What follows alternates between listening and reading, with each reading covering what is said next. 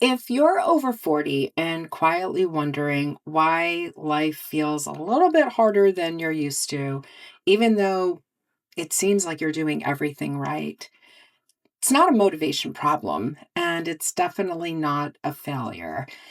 It's a midlife shift no one really warned us about. I hit a point where I felt overwhelmed, exhausted, and completely disconnected. Not because I was doing too little, but rather because I was doing too much of the wrong things. Once I made these 7 changes, everything rewired. Not overnight, not perfectly, but these tiny steps changed my life deeply. If midlife is feeling heavier lately, stay with me because one of these shifts might be exactly what you're missing. At 40, I was stuck, overwhelmed, utterly exhausted until I made these 7 changes that completely rewired my life.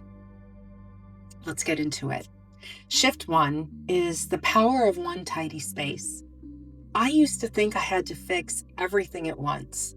I would put in these massive cram sessions of cleaning the house, decluttering my schedule, and managing my chaos. That obviously didn't work, so I simplified to keep it simple seriously.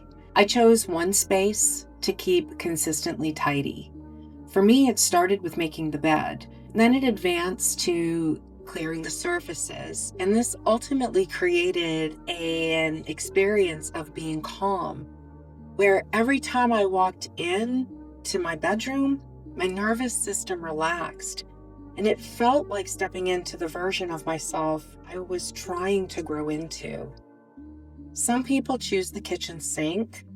Others might choose the entryway. It really doesn't matter what you choose. It matters that you choose just one and you stick with it, because that tiny shift kick-started everything else.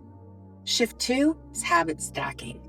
Task switching fatigue is absolutely real in midlife. Our bandwidth changes.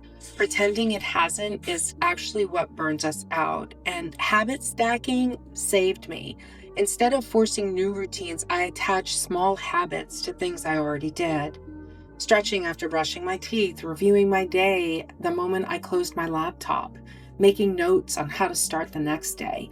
New habits began to feel automatic, not exhausting. Momentum through simplicity really helped. Shift 3 was saying yes to my values. As a therapist, I spend a lot of time teaching people how to hold boundaries, but here's something no one tells you. Boundaries don't work if you don't know what you're protecting. Once I got honest about my values, everything clicked. I was recently nominated for a position on the board of the local horse club. Old me would have said yes immediately because that's what I would have always done. Building community, being a part of the things that I love mattered to me. But I'd already committed to building the integrity at it, and I knew I could not do both well. So I chose the path aligned with my future instead of a role tied to a past identity I had already outgrown. Values turn no into self-respect, not guilt. And if that hit you, the I've been saying yes to things I've already outgrown moment, hit like. Not for me, but for you. It's a small way of saying I'm choosing alignment over obligation in this season of my life. Sometimes that's where the shift starts. Shift 4 was planning life like it matters. In my 20s and 30s, I could juggle everything. Throw it at me. Midlife, completely different. Completely different operating system. Here's the truth. If you don't know where you're going, you'll never know when you arrived. Bullet journaling changed things for me. I had an annual vision, a biannual reset. Then I read the 12-week year, and seasonal planning aligned with how I already experienced things, and it was a total game changer. Now I had a seasonal focus, a monthly focus, a weekly intention, a daily alignment, structure without suffocation, clarity without perfectionism, momentum without burnout. Shift 5, midlife is all about prioritizing self-care, meaning health first. In our 20s, we could neglect our health and bounce back in a weekend. Now, not even close. Midlife self-care isn't bubble baths, it's biology. Eat something that doesn't align with you, you will pay for it the next day. I know I do. We have to move. We must have nutrition, sleep, and reduce our stress. It's not optional. It's not someday. It's now, because it takes far more energy to build health than to maintain it. And this isn't about looks anymore. It's about caring for the body I want to live in for the next 40 years. Shift 6. Hobbies are nature's antidepressants. A fulfilling life cannot be built from responsibility alone. Joy isn't frivolous, it's medicine. Whether it's crafting, crocheting, painting, tinkering with cars, riding horses like I do, traveling, they're not extras, they're biochemical support.